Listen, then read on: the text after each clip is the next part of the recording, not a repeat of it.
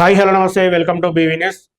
ఈరోజైతే మన రామన్న ఎక్కడికి పోయినా అక్కడ ఒక దరిద్రపాదం లెక్క ఐరన్ లెగ్ వేసుకొని పోతా ఉండు, అక్కడి పార్టీకి నష్టం చేస్తూ ఉండు, కార్యకర్తలకు ఎంతో ఉత్సాహంగా ఎంతో సంతోషంగా ఉత్సాహంగా పనిచేసే కార్యకర్తలకు కూడా బాధనే మిగిల్చి వస్తుంది ఎక్కడికి పోయినా.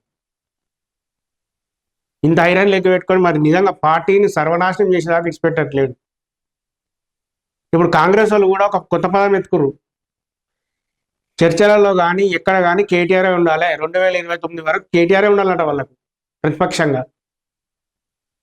కాంగ్రెస్ పార్టీ మంత్రులు ఎమ్మెల్యేలు లాస్ట్కి ముఖ్యమంత్రి కూడా కేటీఆర్నే ముందుకు తీసుకొస్తా ఉండు.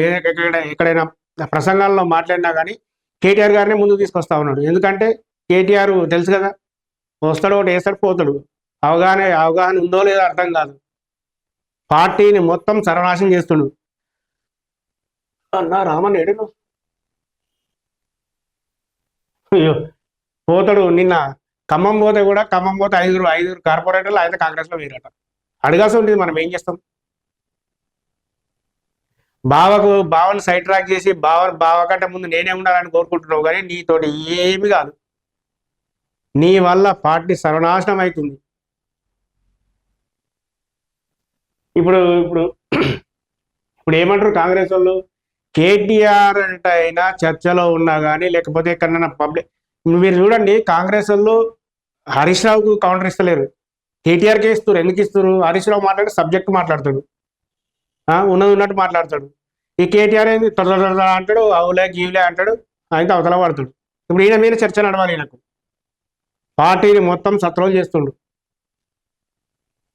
అక్కడ చెల్లె ఇక్కడ అన్న సత్రోలు చేసి పడేస్తుండ్రు. కేటీఆర్ గారు రేసులో ఉండడం కాంగ్రెస్ వాళ్ళకి చాలా చాలా ఇష్టం. ఎందుకంటే 2029 వరకు వచ్చే ఎన్నికలకు కూడా కేటీఆర్ ప్రాతినిధ్యం వహించాలి బీఆర్ఎస్ పార్టీకి. ఆయన్నే ఏమంటారు దాన్ని, పార్టీకి పెద్దగా ఆయన్నే నడవాలి. ఇప్పుడు కేటీఆర్ నడిచింది అనుకో,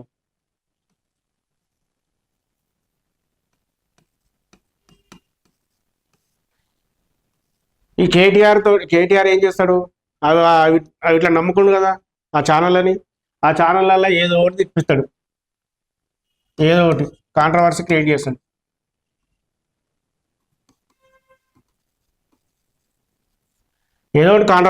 చేస్తాడు. ఆ కాంట్రవర్సీ ఏమవుతుంది, కాంగ్రెస్ పార్టీకి లాభం చేకూరుస్తుంది. కేటీఆర్ ఏది చేసినా ఆపోజిట్లకు మంచిగా అవుతుంది తప్ప ఈ పార్టీకి ఏది మంచి చేయడు. ఆ ఛానల్లో నమ్ముకుంటాడు, ఆ ఛానల్లో వాళ్ళకి ఇస్తూ ఉంటాడు, పేమెంట్లు ఇస్తూ ఉంటాడు, తిప్పిస్తూ ఉంటాడు. ఆ తిట్టిపిచ్చుడు కూడా కాంగ్రెస్ వాళ్ళకైనా లాభం జరుగుతుంది. నువ్వు పైసలు పెట్టి కాంగ్రెస్ వాళ్ళకి లాభం చేస్తున్నావు,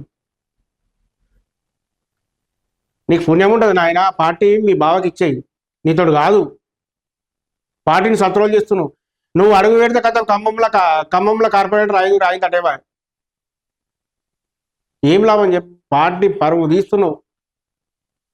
అటు మీ చెల్లె, ఇటు నువ్వు. ఇప్పుడు మీ చెల్లె మీకు వ్యతిరేకంగా మాట్లాడుతుంది, మీకు వ్యతిరేకంగా చేస్తుంది. ఇప్పుడు కల్వకుంట్ల కవిత గారు హరీష్ రావుని టార్గెట్ చేస్తుంది. రోజు హరీష్ రావునే తిడుతుంది, కుక్క అంటుంది, దొంగ అంటుంది, కుక్కతో అంటుంది, నక్కతో అంటుంది, అన్ని అంటుంది. మరి మీ చెల్లె గారు మీ నియోజకవర్గ పర్యటన ఎందుకు రద్దయింది? అంటే మీ అందరు ఒకటే హరీష్ రావుని పక్క పెడదామని ప్లాన్ చేస్తారు ఏమన్నా? కవిత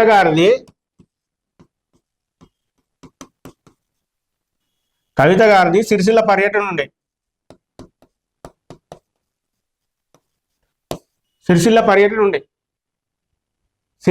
సిరిసిల్ల పర్యటన అర్ధాంతరంగా రద్దయింది.